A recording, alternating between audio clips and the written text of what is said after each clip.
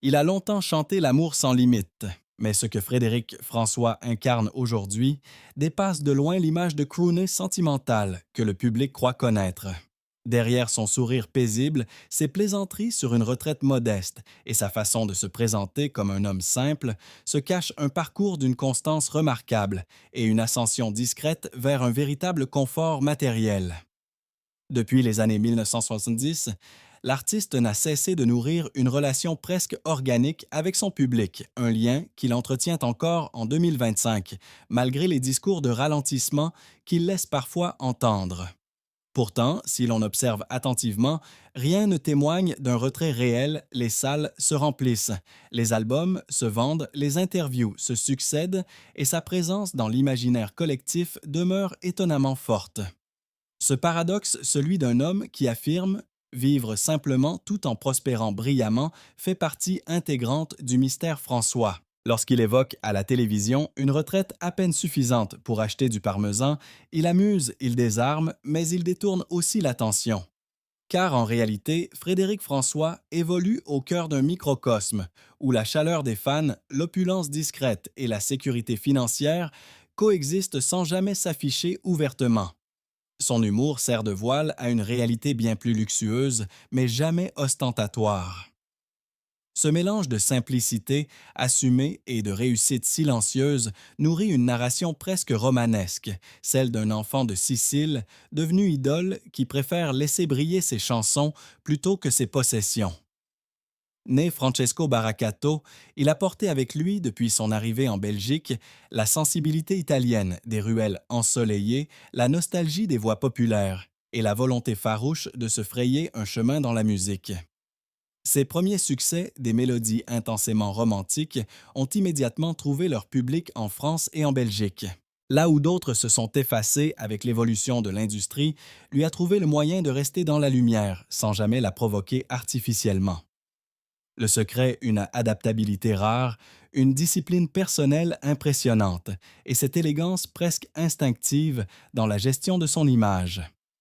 À 75 ans, il continue de cultiver une présence scénique étonnamment intacte.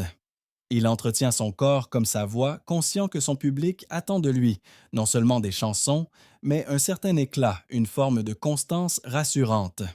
Quand on a des projets, l'esprit suit, répète-t-il. Cette phrase résume presque toute sa démarche. Tant qu'il avance, il se sent vivant. Et tant que les salles répondent, il avance encore. Derrière cette énergie encore vibrante, il demeure pourtant un homme profondément conscient de sa fragilité de son âge et du temps qui passe. C'est peut-être précisément cette lucidité qui donne à son récit une dimension touchante.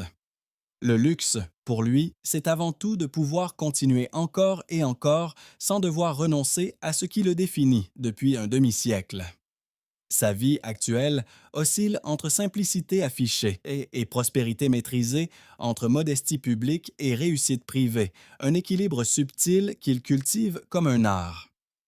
Au cœur de la fortune tranquille de Frédéric François se trouve une décision que peu d'artistes de sa génération ont osé prendre, celle de rester maître absolu de son œuvre. Alors que la plupart des chanteurs des années 70 ont cédé leur catalogue à des majors pour assurer leur retraite ou alléger leur gestion quotidienne, lui a choisi l'option inverse, l'indépendance totale. Cette stratégie presque avant-gardiste lui a permis de bâtir un empire musical invisible aux yeux du grand public, mais redoutablement efficace. En conservant les droits sur la quasi-totalité de ses chansons, il s'est assuré un flux continu de revenus issus à la fois des rééditions du streaming, des compilations et des licences internationales. Avec plus de 350 titres à son actif, son catalogue constitue une machine à royalties qui ne faiblit pas même lorsque l'artiste décide de ralentir le rythme de ses tournées. La plateforme numérique a d'ailleurs offert à sa carrière une seconde jeunesse.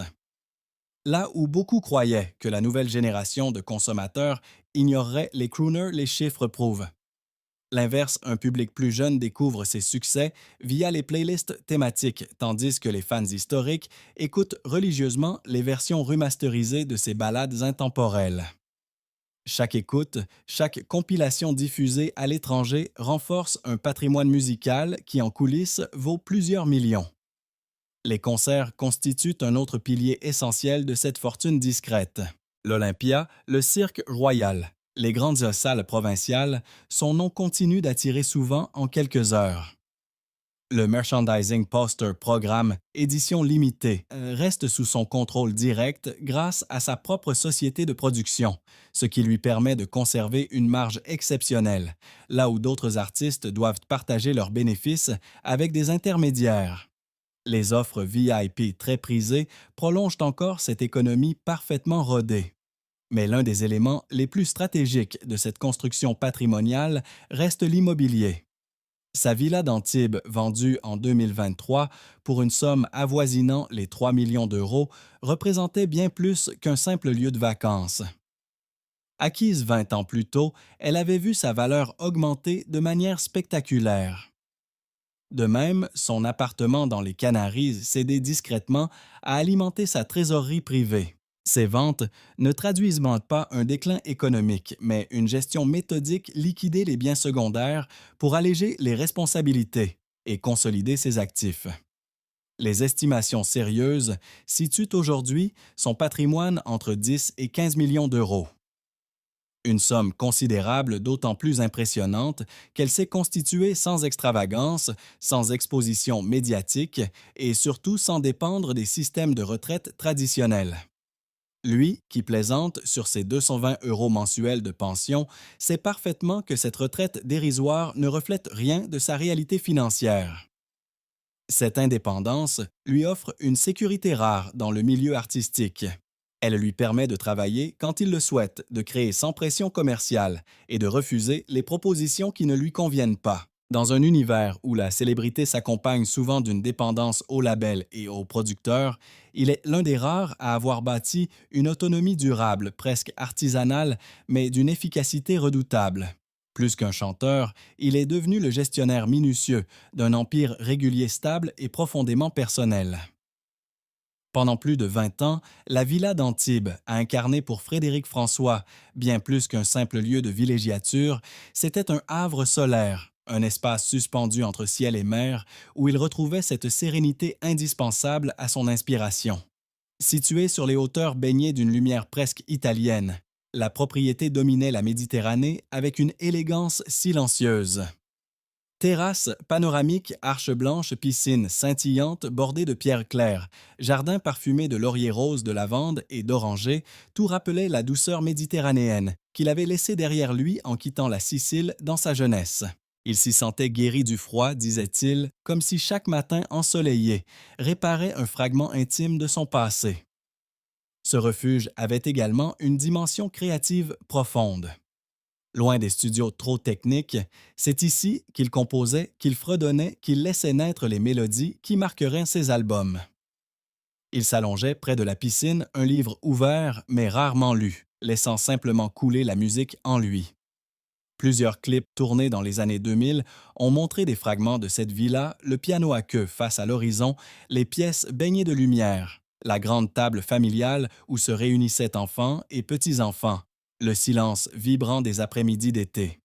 Le lieu était à son image chaleureux classique, raffiné sans rien d'excessif. Alors pourquoi vendre un tel joyau en 2023 et pour un prix que certains spécialistes jugèrent même légèrement en dessous du marché? Officiellement, il évoqua un besoin de simplifier sa vie, moins de biens à gérer, moins d'entretien, plus de légèreté, à l'approche d'un âge où l'on choisit davantage la tranquillité que la possession. Mais derrière cette justification apaisée, d'autres éléments ont commencé à circuler portés par la presse. Au même moment, éclatait en effet une série de tensions professionnelles et judiciaires, convocations au prud'homme pour travail dissimulé présumé, plaintes de collaborateurs de longue date, rupture brutale avec son manager historique. Très vite, certains observateurs ont interprété la vente de la villa comme un mouvement stratégique, liquider se protéger, recentrer son patrimoine. Rien n'a jamais été confirmé par l'artiste, mais la concomitance des événements a nourri une curiosité insistante. Quelques mois plus tard, un second bien fut discrètement vendu, un appartement moderne face à la mer à Tenerife, où il aimait passer les hivers avec Monique. En l'espace d'une année, il se séparait de ses deux résidences les plus chéries. Beaucoup y virent le signe d'un tournant non pas économique, mais existentiel, la fin d'une époque, le renoncement volontaire à un mode de vie éclatant pour quelque chose de plus sobre, plus fluide. Pourtant, si les propriétés ont changé de main, son attachement au sud est resté intact. Chaque été, il retourne à Antibes, non plus en propriétaire, mais en invité heureux. Il loue des maisons séjourne chez des amis, retrouve les mêmes plages, les mêmes promenades. Il dit avoir encore besoin du soleil comme d'un carburant vital. Et malgré la fermeture de ses chapitres immobiliers, la région demeure son lieu d'ancrage émotionnel, celui où les chansons reviennent, où la voix se repose, où la vie ralentit juste assez pour redevenir lumineuse. De retour en Belgique, il retrouve une maison plus discrète, loin de l'opulence de la Côte d'Azur, mais riche de souvenirs de rituels familiaux, de repas du dimanche où règne le rire, la nostalgie, et un amour qui ne se vend ni ne s'achète. La vente de ses biens n'a finalement pas été un signe de déclin, mais un choix mesuré réduire pour mieux respirer, alléger pour mieux avancer et peut-être se rapprocher enfin d'une vie comme tout le monde, qu'il dit avoir longtemps rêvé sans jamais l'avoir vraiment vécue. Le vernis impeccable de la carrière de Frédéric François s'est trouvé ces dernières années confronté à une série d'épisodes qui ont fissuré l'image immaculée construite au fil de 5 décennies. Tout a commencé en 2022 lorsqu'il a mis fin de manière soudaine et sans explication publique à sa collaboration historique avec Moïse Benita, son manager depuis plus de 50 ans. Pour beaucoup, Benita n'était pas seulement un agent, il était l'architecte de la longévité de François, celui qui avait accompagné chaque tournant artistique, chaque succès et chaque transition d'un public à l'autre. Leur rupture brutale et mystérieuse a immédiatement éveillé les interrogations. Certains proches du milieu ont évoqué un désaccord profond, d'autres un changement de stratégie interne. L'intéressé, lui, n'a rien commenté. Ce silence n'a fait qu'accentuer la sensation d'un malaise latent. À peine cette séparation digérée, un autre dossier est venu troubler la sérénité apparente du chanteur, celui du photographe Patrick Carpentier, collaborateur de longue date, qui l'a publiquement accusé d'avoir utilisé plusieurs de ses clichés, sans autorisation ni rémunération. L'affaire prit une tournure particulièrement médiatique lorsque l'on apprit que deux de ses photos figuraient sur une plaque commémorative installée en Sicile, devant la maison d'enfance de François, visitée chaque année par des centaines de fans. Carpentier affirma avoir tenté de contacter le chanteur, mais ne recevoir qu'un renvoi vers la municipalité locale. Je serai sans mien pour lui qui... Je sais comment cela fonctionne, déclara-t-il amèrement. Rien ne se fait sans son accord. Ces accusations, bien que non tranchées juridiquement, ont créé un décalage troublant entre l'image tendre et protectrice du crooner et la réalité plus rugueuse d'un artiste entouré peut-être de pratiques administratives approximatives. Mais c'est l'affaire David, un fan devenu assistant officieux, qui a le plus secoué l'opinion. Admirateur dévoué depuis son adolescence, David avait progressivement pris en charge la page Facebook officielle du chanteur, puis le merchandising, puis la communication. Pendant des années, affirme-t-il, il aurait travaillé sans contrat, convaincu que sa fidélité serait un jour reconnue. Lorsque la rupture est survenue, il a saisi les prud'hommes de Boulogne-sur-Mer, soutenus par l'avocate Tiphaine Osière, fille de la première dame, Brigitte Macron. L'affaire est sensible. Elle porte sur du travail dissimulé, un délit lourd de conséquences, et d'autres bénévoles ont commencé à témoigner à leur tour, décrivant des années d'engagement non rémunérées de missions effectuées par passion, parfois par naïveté. Ces révélations ont frappé là où l'image de François était la plus fragile, son rapport intime et affectif avec son public. Pour les uns, il s'agissait d'un système artisanal dépassé, dans lequel les lignes entre fans amis et collaborateurs se brouillaient. Pour d'autres, c'était le signe d'une exploitation involontaire, mais bien réelle. Dans les coulisses, son équipe aurait tenté d'éteindre le feu, d'encourager des accords amiables, mais rien n'a filtré publiquement. Le chanteur fidèle à son style a choisi le silence, pas de conférence de presse, pas de démenti, pas d'excuses. Juste la musique, la tournée, les plateaux de radio centrés sur l'essentiel. Pourtant, le doute s'est installé. L'homme qui chantait la fidélité et l'amour inconditionnel se trouvait désormais entouré de récits d'anciens collaborateurs déçus. Même si aucune condamnation n'a été prononcée à ce jour, l'impact sur son image est réel. Dans l'univers feutré des idoles de la variété où la réputation compte autant que la voix. Ces affaires rappellent que derrière la scène, les ombres existent parfois aussi longues que les projecteurs. Là où certains artistes, en avançant en âge, se réfugient dans l'exubérance ou les acquisitions spectaculaires, Frédéric François a choisi un chemin presque inverse, celui d'un luxe discret, d'un confort mesuré, d'un art de vivre façonné par les plaisirs simples mais exécutés avec une élégance rare.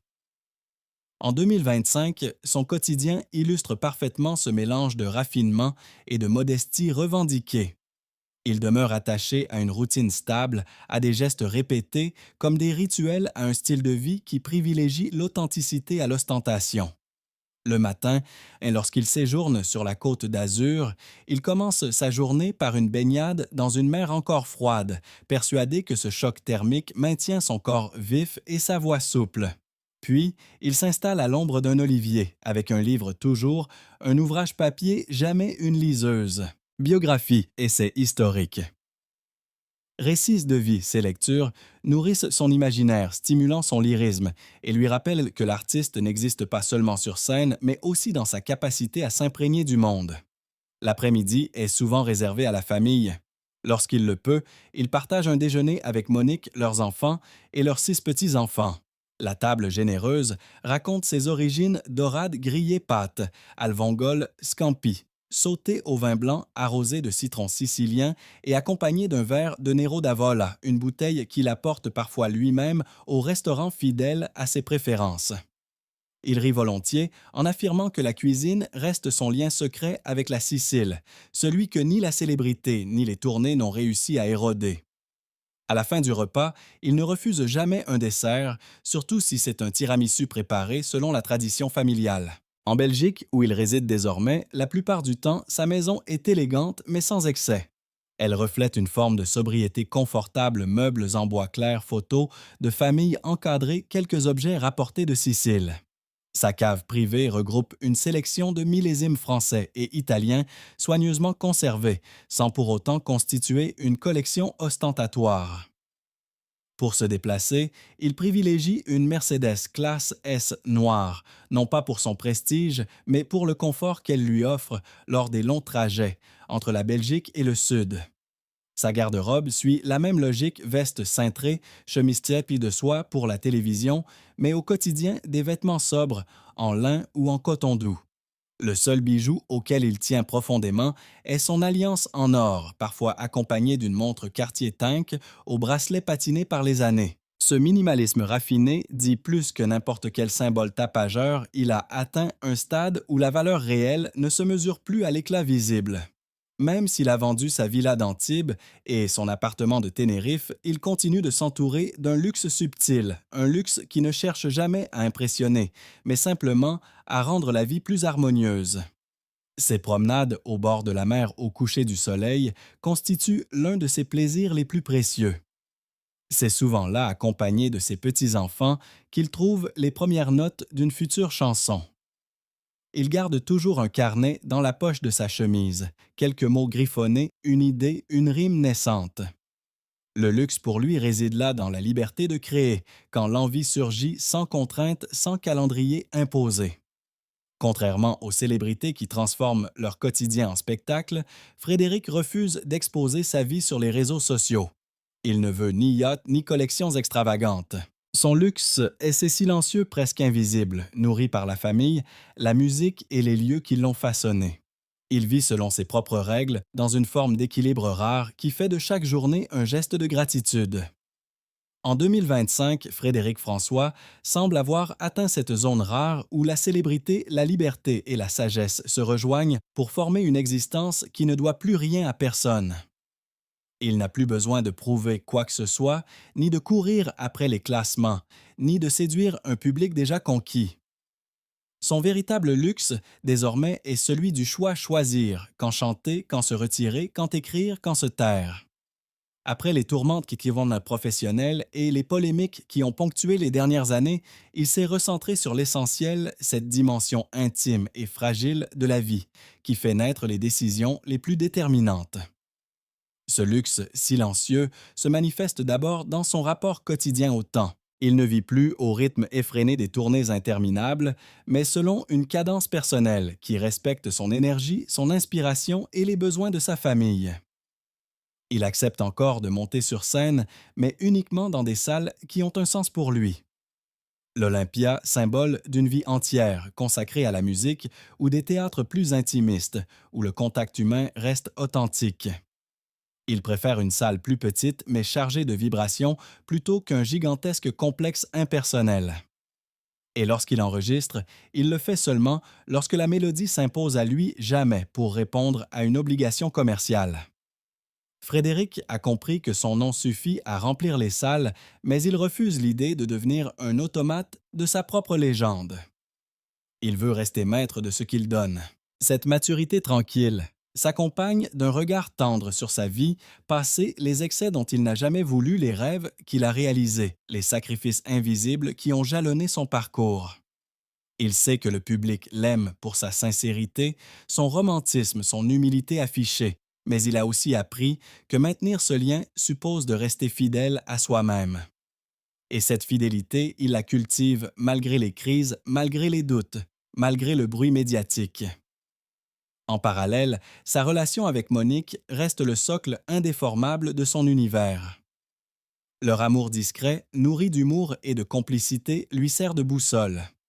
Après 50 ans de mariage, leur équilibre est devenu presque philosophique. Accepter l'autre, accepter les années, accepter les imperfections de la vie. Elle est sa confidente, son ancrage, son premier soutien. Dans son quotidien fait de musique de lumière tamisée et de longues promenades, c'est elle qui rappelle que le luxe véritable n'est pas matériel, mais affectif. La sérénité qu'il recherche, il la trouve aussi dans la continuité de son œuvre. Sa musique reste un refuge, un héritage qu'il laisse évoluer avec lui sans jamais le renier. En 2025, Frédéric apparaît comme l'un des rares artistes capables d'incarner une forme d'indépendance totale, économique, créative, humaine. Sa vie est un équilibre entre l'ombre et la lumière, entre le passé et le présent, entre la célébrité et la normalité qu'il dit désirer depuis toujours. Le vrai luxe pour lui, c'est de pouvoir marcher sur une plage, un carnet dans la poche sans garde du corps ni objectif pointé sur lui. C'est d'avoir transformé un demi-siècle de concerts et de passion en une liberté durable.